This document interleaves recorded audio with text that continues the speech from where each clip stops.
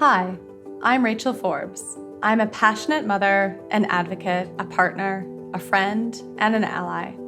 I bring those identities and my experience in community building, social justice, and nonprofit leadership to my role as Executive Director at LDS, Learn, Develop, Succeed.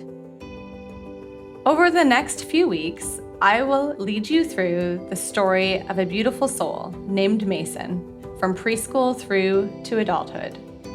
We get to witness Mason's early years, exploring the first signs of potential learning differences like dyslexia and brain-based differences like ADHD.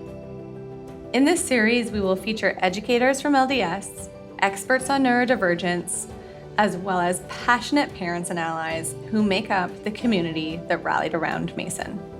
Along the way, we'll reveal the gifts that unique learners offer, shatter some stigmas about neurodivergence, explore ways to build confidence and self-esteem, and offer a path forward. A path paved by educational and social emotional supports that embrace each unique learner for just who they are and for who they can choose to be. This is Embrace.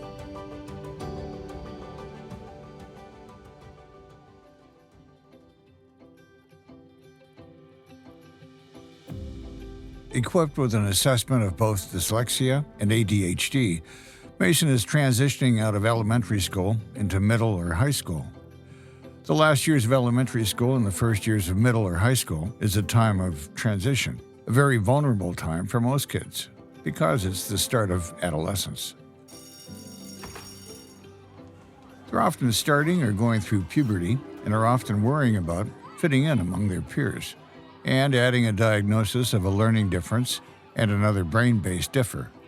This is a time of transition for all students and everybody, really. And it's really important to keep that in mind because this also helps with feeling a sense of belonging, is knowing that everybody else around you is experiencing the same thing, although it does look different for different people.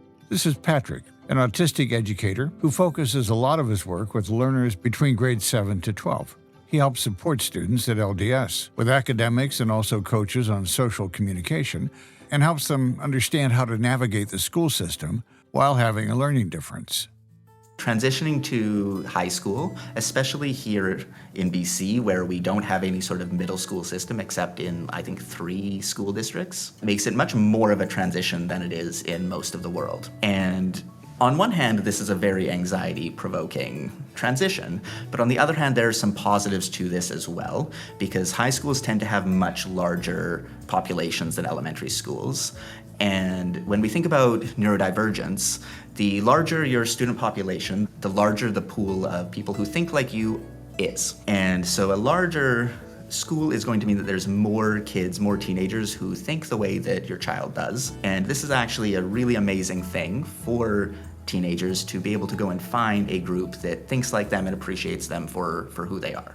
And so it does come with significant anxiety, but it is also an opportunity for teenagers to branch out and find their people or their tribe that they can spend their time with.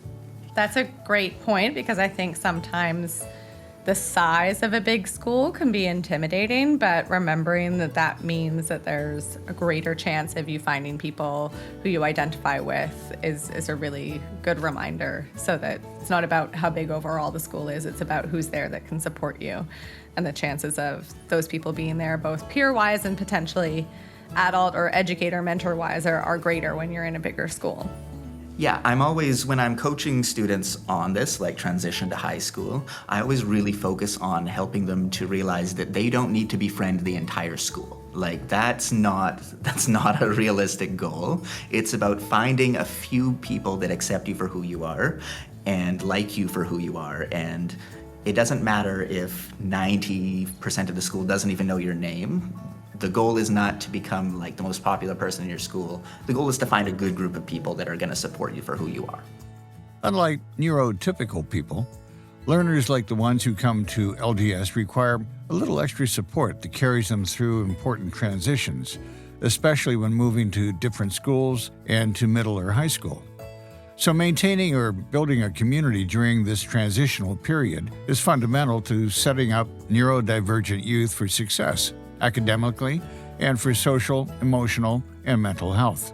It allows them to find psychological safety while entering a new environment where they feel a little less alone and awkward. And as far as kind of like finding other supports who are not necessarily peers, but finding like supportive staff members or adults who are in a position to play a positive role inside a school environment.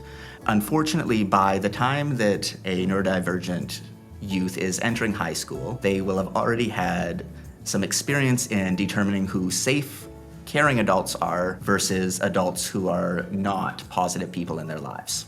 And so I will usually talk through with them, like, how do we tell if an adult is going to be supportive and safe versus how can we tell if this adult is going to be bullying us? This is a common fear for kids, neurodivergent or neurotypical, that they're going to get endlessly bullied for being different. Unfortunately, in our society, neurodivergent children and youth typically don't have access to representation or many adult role models who think the way they do, or at least don't openly identify as neurodivergent. And this extends to the support that schools provide to try to help students make friends. Because a lot of the time, these programs are run by well-meaning people who don't have the lived experience from these communities to really understand and give that support. They are often very well-intentioned and well-meaning, but a lot of the time when people are trying to be empathetic, they ask themselves, what would I want in this situation? How would I want to be treated in that situation? And that's not the most neuro-affirming way that you can approach something like this, because it's really important to acknowledge as part of being neuro-affirming that other people's brains work different than mine, and my way of thinking is not necessarily better than theirs. So that kind of leads into the much harder question of how can we make spaces available in schools and outside of schools as well, because I always say to families that if school is not a supportive environment, your child really needs some place where they can fit in. And unfortunately for us, for many students, school is not really set up in a way that that's going to be realistic. That's where people like Virginia Van Zee, Senior Manager of Instruction and Innovation at LDS, come in. She focuses on how to apply research-based, specialized, explicit, sometimes called remedial instruction techniques, while also using neuro-affirming approaches that are strengths-based and allow learners to be unique in themselves. I find that lots of instructors and families and educators often are trying to find the right language to describe the ways in which they're unique or they're different than mainstream schooling. And tutoring is a catch-all word that lots of people use to mean lots of different things. And for folks who work in maybe more specialized, individualized education, focusing on learners who are behind their peers, remedial education is a way that we can talk about something that's really individualized, hopefully based in kind of best practices for instruction for this specific population. And so are we remediating something? Like, where does that come from? Are we trying to fix something when we're doing this kind of explicit, systematic, research-based, typically one-to-one kind of stuff? Yeah, that's a great question. And I think it's important to identify that I tend to use the language of remedial instruction when I'm talking about kind of like the technical expertise that I have in instruction.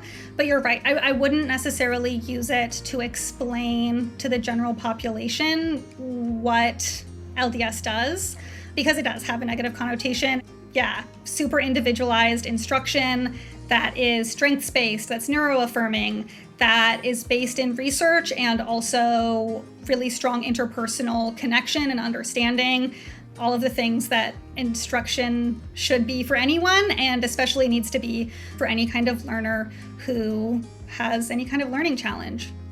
So it's really about the expertise of the instructor and the approach that they take to learning and to creating a positive relationship with learning, having teachers who are dynamic, responsive, and can ground themselves in trusted techniques while also prioritizing a good relationship with the learner. And supporting growth and self-esteem and confidence is key.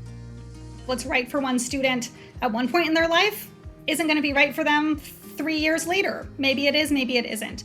So this is something that I think my ideas about are constantly changing. And as someone who, has somewhat of an academic background and has learned a lot about having a worldview that looks at scientific research, backing up evidence-based practices, I think personally that it's really important that any individual instructor or organization is thoughtful both about what does the research say and also what is the research continuing to say, so that education isn't, best practices in education isn't an endpoint. It's a constantly changing thing, and we're always learning more. So there's a lot of programming that serves students with learning disabilities or different kinds of learning differences that maybe is based on some parts of research, maybe not all of it. Maybe it is really great for certain profiles of students or certain students in certain environments. And there's never going to be something that's right for everybody. A good place to start is something that has some evidence that it is effective in general, rather than reinventing the wheel for every single student. A different approach to learning that comes up a lot is online instruction. And we saw a huge educational and social disruption starting in 2020 during the COVID-19 pandemic, with lockdowns in place and families being isolated to their homes. The school system did the best that they could in those circumstances and made that quick transition to online learning classrooms, even if they've never taught online before. What we've heard time and time again at LDS, that this online learning structure brought through COVID was not a great introduction for a lot of learners with learning differences, especially those who benefit from a more customized and one-to-one approach. But big classes online during lockdown, out of necessity, is not the same as purpose-designed, skilled instructor, one-to-one delivery of specialized one-to-one online support. Virginia says, and I actually think that we can harness a lot of things that are neuro-affirming and supportive and inclusive by having online instruction, because students can be in their own space. So they can be where they're used to self-regulating or they're most comfortable. It could remove some of the transition time of driving somewhere, getting in the car, getting ready, getting to the space, getting settled in the instruction room, that I think is really powerful for a lot of students. And a lot of students are, increasingly more and more tech savvy. So, of course, there's some students who maybe don't have a lot of exposure to using a computer, and online instruction is going to be a really hard learning curve for them. So for that student, maybe in-person is better, or maybe they need to receive some explicit instruction in how to use the technology to access that. But a lot of students really love being on the computer. The things they like to do are based in technology. And when we can harness that and include that in instruction, for a lot of students, that's going to make instruction more engaging. It's going to be more focused on their interests. They're going to learn more in that environment. So I think that the fear that sometimes we have about online instruction being super different, it is different, but it doesn't have to be different bad. I have seen time and again that skilled instructors are instructors who are ready to adapt and be flexible and constantly iterate and try new things to meet the needs of each student in front of them every moment. And you can apply that in person or you can apply that online. Yeah, there's a learning curve of how do I want to share the screen in this platform I'm using or use which game. But skilled instructors I've seen over the past 4 years now doing that really, really well. Since lockdown, we've had the space and time to do things more carefully and thoughtfully, and have also learned that it's less about the medium and more about the method of instruction. LDS measures outcomes, but Virginia explains that whether it's online or in person, there are some other critically important factors to consider in what's effective or good instruction for neurodivergent learners. You can measure test scores and improvement on metrics like standardized assessments, but you also can look at, does this student enjoy doing the work? Do they enjoy coming to sessions? Do they feel like they're learning something? Does their family see them, talking about this being a positive learning environment? Do their teachers at school see them having a more positive outlook on learning? All of those things are as important, if not, I would argue, much more important than test scores or any other metric that's looking at the effectiveness, that isn't looking at this individual student and how they're feeling about it. So good instruction is instruction that makes difference in the life of the learner, and helps them kind of in a holistic way, not just in an academic output way. Yeah, and of course I've met lots of families who have students who maybe have gotten older, and again, they get to a different point in their schooling or the demands of their schooling environment, their home environment, and that can be a point where it's time to look at evidence-based approaches for the specific need of that learner. But I think that often that's pretty clear, because students and family, like they know each other really well, and they know when something starts to feel like it's not meeting whatever their specific needs are right now. And looking at what is evidence aligned in this area can help families find the next thing or move on to the next step. Speaking of transition times and moving on to next steps and things, there are a few pinch points or things that, families see coming up on the horizon. And we've, in this podcast, already talked about, transitions into kindergarten being a big one for early learners. Another one that comes up a lot for families and for their children or the students is a transition to high school, or in some cases junior high, and how that can be daunting or challenging, and just because it's such a different learning environment. So with that, when you know that your child is struggling academically and the transition to high school is on the horizon, how can families support their learner? How can they prepare themselves to support their child, really, but also support themselves kind of in that transition? One of the biggest things, I think, for any student, and especially a neurodivergent student, is that there are so many things that aren't explicitly taught. And really the way our school system is set up is there might be individual teachers or people who go out of their way to make things explicit, but it's not a requirement of the curriculum. For example, to teach a student how to note take, or that this is the assigned reading and here's the expected outcome is that you're going to be able to talk about it in class, and you're going to be able to remember the information and apply it on a test or in some kind of written assignment.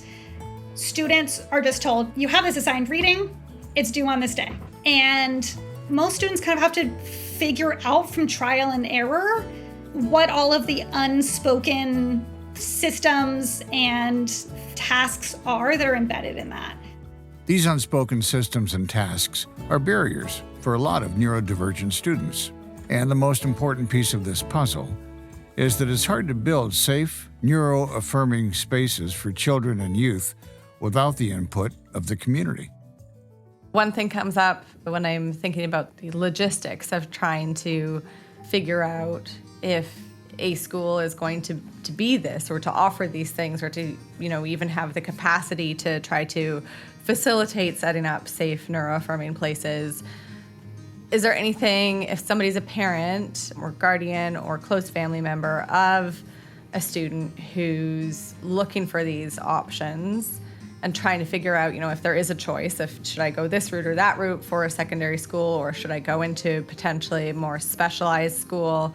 Are there any kind of indicators or things that we can ask a school or do research on a school about to kind of figure out if they really are what they say they are, or if there are any flags that come up? Do you have any tips on that? This is a big concern that a lot of families have. Is the school just telling me what I want to hear to make me go away, or is this actually a safe environment? And there's no test like 100% to tell for sure, but there are some strategies that people can use, both with schools and strategies for like teenagers to use to gauge if their friends are going to be accepting or not. So for parents looking to identify if a school is going to be actually neuro-affirming versus using that word as like a buzzword, one of the most important things that they can ask is, who on your staff has actually developed this program? or who on your staff is actually being consulted about that. Because when a program is being run without consultation with the communities that are taking part in it, I can't actually think of a time when I've been in one myself and thought, oh, this is actually helpful. Like, this is actually a good thing. So that's one way to really check in, who's doing this. And the entire group doesn't necessarily need to be run by neurodivergent people, but there definitely needs to be involvement. With so many compounding things, stress and demands, navigating learning differences in the traditional school system is extremely challenging without the right support and reassurance. When I'm trying to speak to students and young people about this, it's always a matter of letting them know that there's a framework in place. In order to have a safe neuro-affirming place, there have to be ground rules about it and how people are going to treat each other and speak to each other, and what information gets shared outside of that group in a school environment. And also to let students know that if this is too overwhelming, that's okay. And so one of the things that I've had a lot of success with in addressing executive functioning and organizational skills with students is not treating it like a moral issue. Because our society is really set up in a way that treats things like this as if it's an issue of blame or a problem or a concern. And I mean, the stereotype is that a teacher or an educator or a parent looks at this behavior and says, I would get fired from my job if I didn't have my organizational skills.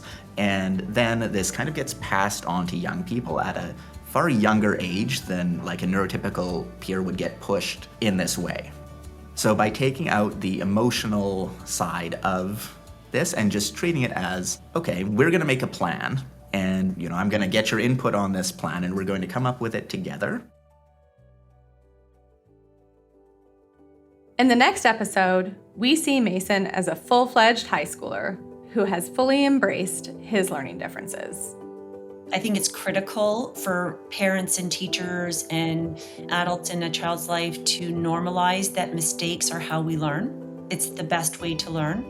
And then when mistakes happen, rather than getting angry, upset, arguing with your teen, especially, listen and problem solve. And allowing those things to be nurtured. And at the same time, accepting and realizing that things are going to be challenging.